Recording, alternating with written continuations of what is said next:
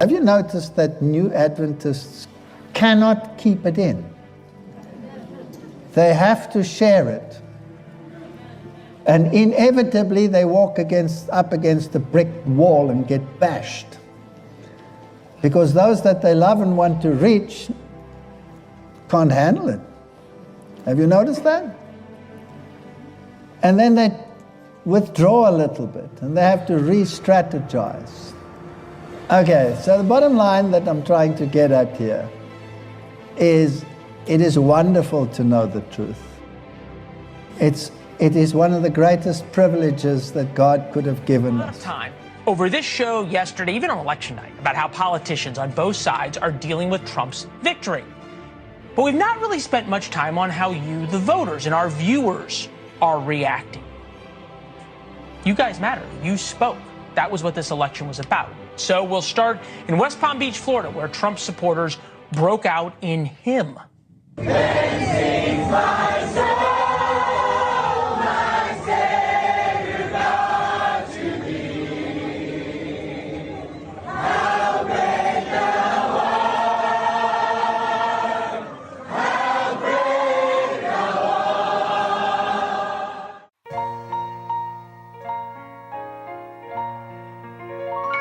This is Religious Liberty.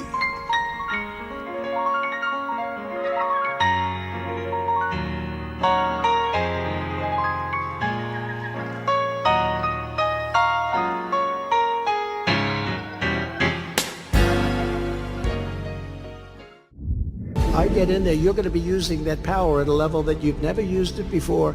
It's the biggest thing missing. We have to bring back our religion. We have to bring back Christianity in this country.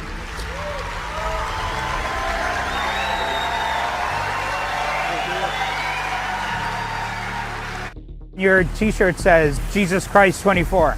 Yes. Is he on the ballot? He's not on the ballot, but Trump is so doggone close. Do you believe America's a Christian country? We were founded on Christianity, sir. And I still believe it's a Christian country. Are you a Christian? Yes, I am, and I don't like what's going on with what they're trying to do to us Christians. What are they trying to do? Well, they're just trying to silence us. Are Christians under attack? No. America's founding fathers intentionally separated church and state. But Trump and some of his most vocal supporters have tried to blur those lines. We are going to have one nation under God, which we must. We have to have one nation under God and one religion under God. Proverb 23, 1-3 says, when you sit down to eat with a ruler, consider carefully what is before you. Put a knife to your throat. If you're a man given to appetite, do not desire his delicacies, for they are deceptive food. Pledge of Allegiance is a patriotic recited verse that promises allegiance to the United States and the Republic of the United States of America. The first version was written in 1885 by Captain George Thatcher Black, a Union Army officer in the Civil War. There are 3 changes from the original. The last change is what I'll key in on this report, and it reads, I pledge allegiance to the flag of the United States of America, and to the republic for which it stands, one nation, under God, indivisible, with liberty and justice for all.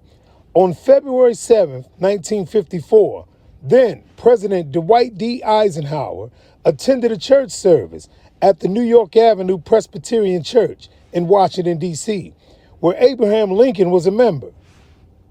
Sitting in Lincoln's pew, Eisenhower listened to a sermon prepared just for him. Since the 16th president, the church developed the tradition of getting presidents to come for Lincoln Sunday.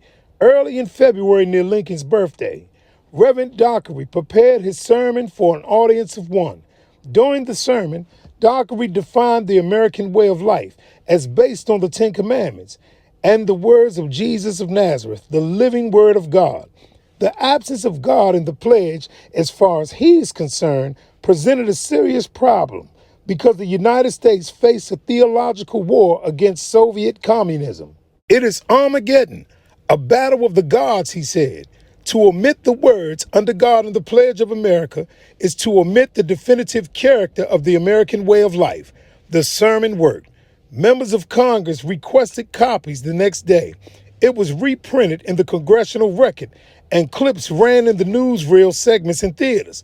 The legislation to add Under God moved quickly, reaching its height with Eisenhower signing 4 months later on Flag Day. This weekend, on social media, on Easter Sunday no less, he reposted commentary from the right-wing site Gateway Pundit, claiming he is, quote, the chosen one, sent here directly by God. Has it gotten to this point? Trump has won over religious voters by speaking. The Lord be gracious unto you. May he lift up. What you've got is a bunch of goats and tares among the sheep. And because very little biblical, compassionate church discipline is practiced, they live among the sheep, they feed on the sheep, and they destroy the sheep. And those of you who are leaders in the church are going to pay a high penalty when you stand before the one who loves them, because you did not have enough courage to stand up and confront the wicked. As a matter of fact, listen to me. The average scenario in North America with regard to churches, by and large, the churches are democracies, and I don't want to get into the ifs or pros or cons of that. But here's what happens. Because the preaching of the gospel is so low, the church is basically, the majority of it are carnal, lost people.